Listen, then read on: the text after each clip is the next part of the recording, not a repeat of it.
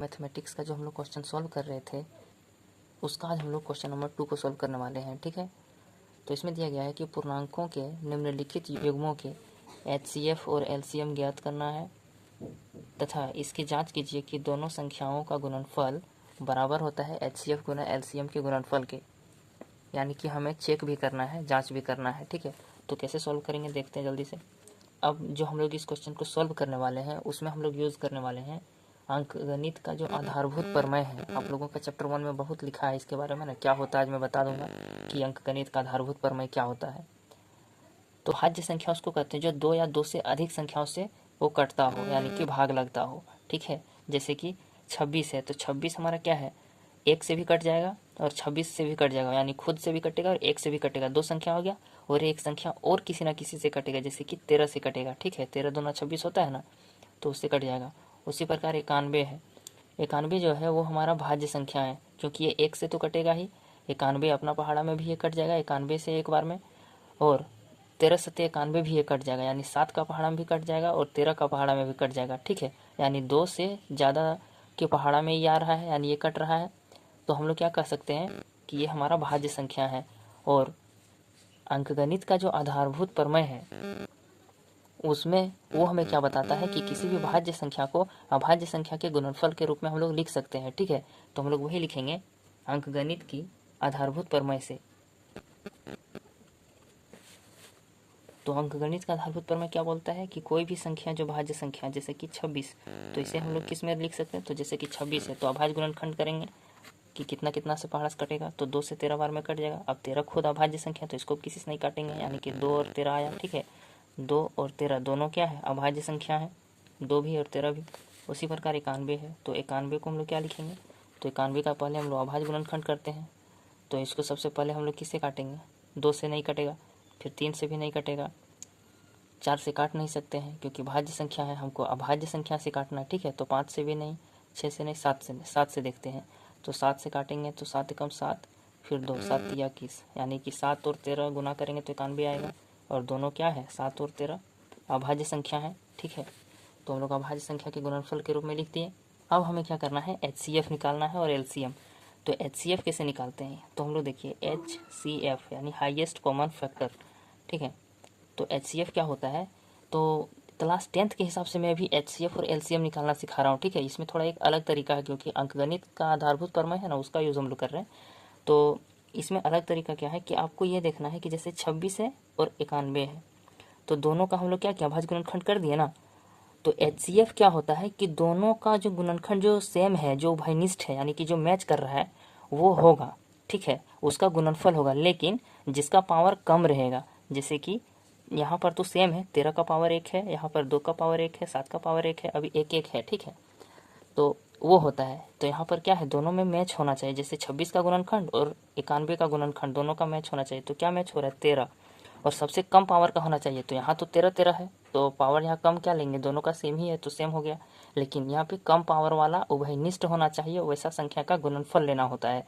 ठीक है, HCF में अभी आपको समझ में नहीं आया होगा मुझे पता है, लेकिन आगे जब मैं क्वेश्चन अभी सॉल्व करूँगा ना, इसका भी ये पहला क्वेश्चन है, जब दूसरा तीसरा क्वेश्चन मैं बताऊँगा ना तब आपको पूरा क्लियर हो जाएगा। ठीक है, तो अभी अब टेंशन नहीं लेना है।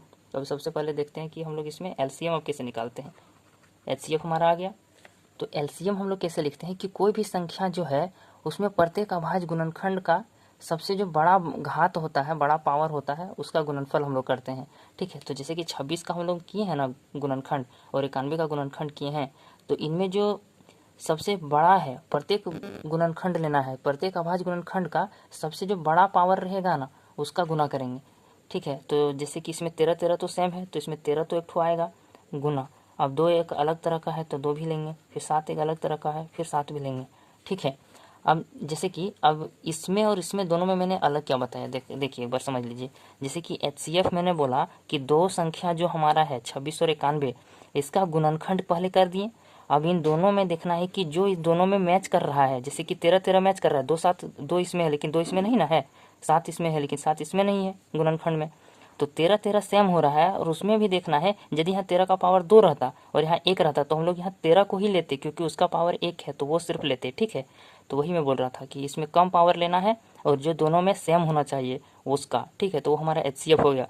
और एलसीएम में क्या करना है, इसमें थोड़ा चेंज है कि दोनों का गुणनखंड है, दोनों का गुणनखंड पहले कर देना है अभाज्य गुणनखंड, उसके बाद जो जो अलग अलग है उसको तो लिख देना है आराम से, कोई दिक्कत नहीं है। जैसे कि 2 इसमें है लेकिन 2 इसमें नहीं है तो उसको लिख दिए, 7 इसमें है इसमें नहीं है 7 को लिख दिए, ठीक है, जितना पावर रहेगा लिख देंगे यदि अकेला है तो। अब 13 जैसा कि इसमें सेम सेम है तो इसमें क्या नियम है एलसीएम में कि जो यदि सेम है और पावर किसी का यदि ज़्यादा है, यदि हाँ ऐसा होता कि 13 का पावर 1 है और यहाँ 13 का पावर 2 होता तो हम लोग 13 का पावर 2 लिखते हैं, ठीक है। हालांकि यहाँ पर भी सेम है इसलिए हम लोग 13 लिख दिए हैं, लेकिन नियम क्या बोलता है कि जिसका पावर ज़्यादा रहेगा एलसीएम में, एलसीएम लिखते समय जिसका पावर ज़्यादा रहेगा गुणनखंड में वही हमें लिखना है, ठीक है। अभी आप लोग को थोड़ा कन्फ्यूजन हो रहा होगा, टेंशन मत लीजिए, मैं आगे बता दूंगा। तो एलसीएम और एचसीएफ हमारा निकल गया है, अब इसको सिर्फ गुना करना बाकी है। तो 7 दूना 14 और यहाँ पर है 13, तो 13 गुना 14 आप लिखोगे तो आ जाएगा आपका, ठीक है। तो एलसीएम आ गया और एचसीएफ इसलिए लिख देंगे।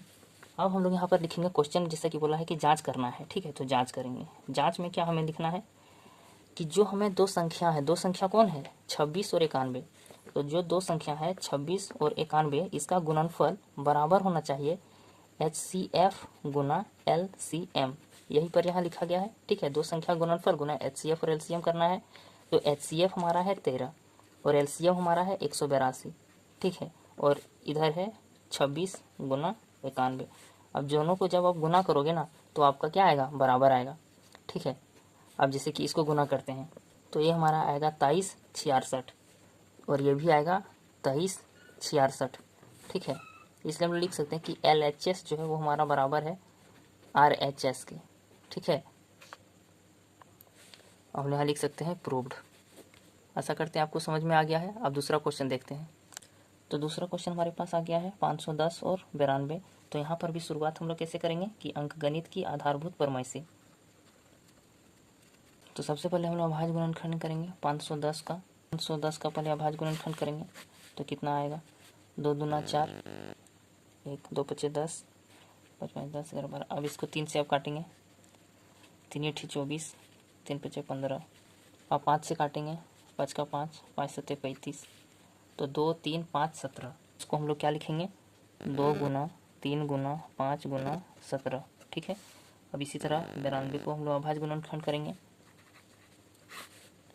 2 से कटेगा, 2 चौक 8, 2 छक 12, 2 9 4, 2 3 6, यानी कि 2 2 और 23, ठीक है। तो 92 को क्या लिखेंगे, 2 गुना 2 गुना 23, ठीक है। अब हमें क्या करना है, इसका HCF निकालना है, HCF। तो HCF मैंने क्या बोला था, अभी मैंने बताया कि दोनों में जो कॉमन होगा 510 का गुणनखंड और 92 का जो अभाज्य गुणनखंड है, दोनों का गुणनखंड में जो कॉमन होगा तो इसमें क्या हो रहा है, 2 कॉमन हो रहा है। और उसमें भी हमें देखना है कि कम पावर वाला, तो इसमें तो 2, इसमें जैसे कि 2 है तो इसको हम लोग आगे लिख सकते हैं कि 2 का पावर 2 है, ठीक है, गुना 23, और यहाँ पर तो सब एक ठो है। तो यहाँ पर मैंने क्या बोला था HCF में कि दोनों का गुणनखंड देखना है और उसमें जो कम पावर रहेगा, तो यहाँ तो पावर 1 है 2 का, अरे यहाँ 2 है तो यहाँ पर 2 नहीं होगा, यहाँ पर 2 का पावर 1 वाला होगा, ठीक है, क्योंकि यही दोनों मैच इसमें कर रहे हैं दोनों में। और तो ऐसा कुछ नहीं है, 3 है इसमें लेकिन 3 इसमें नहीं है, 5 है इसमें 5 नहीं है, इसमें 17 इसमें नहीं है, ठीक है, यानी कि सिर्फ 2 होगा। अब हमें यहाँ लिखना है LCM। तो LCM का क्या नियम है कि जो मैच कर रहा है उसका सबसे बड़ा पावर लेना है, ठीक है। तो जैसे कि 2 का पावर 2, तो 2 का पावर 2 लेंगे, गुना करेंगे अब जो अलग अलग है, ठीक है। जैसा कि 23 लिखेंगे, फिर 17, फिर 15, मतलब कि 5 और 3 गुना करेंगे 15 हो जाएगा, तो 5 गुना 3, और 2 का पावर 1 नहीं लिखेंगे क्योंकि 2 का पावर यहाँ 1 है और यहाँ 2 का पावर 2 है, तो ज़्यादा पावर वाला को सिर्फ लिखेंगे, ठीक है। तो 2 का पावर ज़्यादा पावर का लिख दिए, ठीक। अब हम लोग इसको गुना करेंगे तो हमारा आ जाएगा 2 दूना 4 गुना 23 गुना 17 गुना 15, 23,460, इतना हमारा गुना करके आ जाएगा कि जांच करना है, ठीक है। तो जांच में हम लोग क्या लिखेंगे कि जो हमारा पहला संख्या है 510 और दूसरा संख्या 92 वो बराबर होगा HCF गुना LCM के। तो HCF हमारा 2 है, LCM हमारा 23,460 है, और इसको गुना करते हैं तो हमारा देखते हैं कितना आता है, 40,920, और इसको जब हम लोग गुना करेंगे तो हमारा आएगा 46,920। आप लोग गुना करके देख लीजिएगा, ठीक है। ये हमारा आ गया। तो हम लोग अब क्या लिखेंगे, दोनों बराबर हो गया इसलिए LHS बराबर हो गया RHS, ठीक है। इसको हम लोग यहाँ प्रूव्ड भी लिख सकते हैं कि हमने चेक कर लिया कि जो दो संख्या का गुणनफल है वो HCF और LCM का गुणनफल के बराबर होता है। ठीक है, तो क्वेश्चन नंबर अब तीसरा है। अब इसमें हमें दिया गया है 336 और 54, और आप लोगों को आशा करते समझ में आ गया होगा कि अंकगणित के आधारभूत प्रमेय से ये वाला चीज़ हम क्यों बार बार लिख रहे हैं। इसका मतलब यही है कि कोई भी हमारा भाज्य संख्या है उसको हम लोग अभाज्य संख्या के गुणनफल के रूप में लिख सकते हैं। ठीक है, तो जैसा कि हमारा 336 है तो 336 का हम लोग ये भाज्य संख्या है, इसको अभाज्य संख्या के गुणनफल के रूप में लिखेंगे, तोड़ेंगे। ठीक है, तो लास्ट में 6 है यानी 2 से कट जाएगा, तो 2 का 2 यहाँ गया, 2 6 12, 2 ठी 16, फिर 2 ठी 16, 2 चौक 8, 2 चौक 8, 2 दूनी 4, 2 21 से 42, फिर 3 7 21। ठीक है, तो हम लोग अब यहाँ क्या करेंगे, 336 जो है उसको हम लोग क्या लिख सकते हैं, 1 2 3 4 को 2 लिखेंगे। ठीक है, 4 को 2 लिख सकते हैं, और 3 गुना 7। अब इसको हम लोग देखिए 4 गो है, पहले यहाँ क्या करना है, 2 है तो 2 लिख लिए। अब 2 कितना बार है, 1 2 3 4 बार है, तो पावर 4 कर देंगे। ठीक है, अब 3 है और गुना 7 है। उसके बाद है अब हमारा 54। अब 54 को क्या करेंगे हम लोग, इसको भी इसी तरह हम लोग अभाज्य गुणनखंड में लिखेंगे, तो 2 दूना 4, 1 2 7 14, 3 9 27, 3 3 9। अब हमारा आ गया 2 गुना 3 3 3। ठीक है, 2 गुना 3 3 3, 3 ठो 3 आया है। ठीक है, तो हम लोग 2 का तो 2 ही लिखेंगे, लेकिन 3 ठो 3 है तो 3 का पावर 3 हो जाएगा। ठीक है, जितना संख्या में रिपीटिशन होता है ना वो ऊपर लिखाता है पावर में। ठीक है, तो 3 बार आया है तो 3 लिखे ऊपर। तो आशा करते समझ में आ गया ये सब चीज़, बेसिक चीज़। ठीक है, अब हम लोग यहाँ क्या करेंगे, HCF निकालते हैं। तो HCF में मैंने क्या बोला था, दोनों का जो सेम होना चाहिए, उभयनिष्ठ होना चाहिए। 336 का भी गुणनखंड और 54 का भी जो गुणनखंड है वो हमारा सेम होना चाहिए, लेकिन पावर कम वाला होना चाहिए। सेम होगा लेकिन पावर कम, तो 2 यहाँ भी है 2 यहाँ भी है। ठीक है, पावर जिसका कम है वो होगा, तो 2 का पावर 1 है तो 1 होगा, 2 मतलब 2 का पावर 1 वाला होगा। ठीक है, अच्छा इसका गुणनफल होता है यार, इसमें कोई कोई सेम है क्या वो देख लेते हैं। तो यहाँ पर 3 है, इसका 1 है पावर, यहाँ 3 का पावर 3 है, तो 3 का पावर 1 लेंगे, सेम है ना, तो 3 का पावर 1 सिर्फ लेंगे, तो 3 का पावर 1 वाला लिए। तो हम लोग इसको गुना करेंगे तो क्या होगा, 2 गुना 3 कर देंगे तो 6 आ जाएगा। ठीक है, 7 यहाँ है लेकिन यहाँ नहीं है, तो इसको हम लोग नहीं ले सकते HCF में। HCF में क्या होता है, दोनों का कॉमन होना चाहिए, यानी यहाँ भी जो चीज़ है यहाँ भी वो चीज़ होना चाहिए। साथ ही साथ कम पावर में जो रहेगा उसको लेंगे। ठीक है, तो यहाँ कम पावर में ये है तो इसको लिए, यहाँ पर ये कम पावर में है सेम है तो इसको लेंगे कम पावर वाला को, उसको गुना करेंगे। ठीक है, अब हम लोग लिखेंगे LCM में हमारा क्या होता है कि जैसे कि जो ज़्यादा पावर है, जैसे कि 2 का पावर 1 है ना और यहाँ 2 का पावर 4 है, तो 2 का पावर हम लोग 4 लेंगे, कम को नहीं लेंगे। अब कम वाला को हम लोग लिखेंगे ही नहीं। अब फिर यहाँ पर 3 का पावर 3 है, 3 का पावर 1 है, तो इस कम वाला को लिखेंगे ही नहीं, सिर्फ इसको लिखेंगे 3 का पावर 3 को। ठीक है, और फिर गुना कर देंगे 7 को, क्योंकि 7 अकेला है तो इसको लिखना ही पड़ेगा। ठीक है, इसमें मैच होना चाहिए तब होगा, और इसमें अकेला भी रहेगा तो चलेगा LCM में। अब 2 का पावर 4 है यानी कि 16 गुना 3 का पावर 3 यानी कि 27 गुने 7। अब इसको गुना करते हैं 3024 आएगा। ठीक है, अब हम लोग यहाँ पर लिखते हैं जाँच। ठीक है, यहाँ पर क्या करेंगे, जाँच करेंगे, और जाँच में हम लोग क्या लिखते हैं कि हमारा जो दो संख्या है 336 गुना 54 दो संख्या है, और ये बराबर होगा हमारा HCF गुने LCM के। ठीक है, 81 44 गुना कीजिएगा तो इतना आएगा, और इधर आप लोग का HCF में क्या है 6 है, और LCM में क्या है 3024 है। इसको भी आप लोग गुना कीजिएगा तो आएगा 181 44। ये आप लोग को गुना करना ही पड़ेगा। ठीक है, और नहीं तो ऐसे आप काट भी सकते हो, वो भी आसान तरीका है, 181 84 44। ठीक है, तो यहाँ पर हमारा क्या हुआ है LHS, इसलिए हमारा LHS बराबर हो गया RHS के, और यहाँ प्रूफ लिख देंगे। ठीक है, तो हम लोग जाँच भी कर लिए। तो आशा करते हैं आपको तीनों क्वेश्चन समझ में आ गया होगा। धन्यवाद।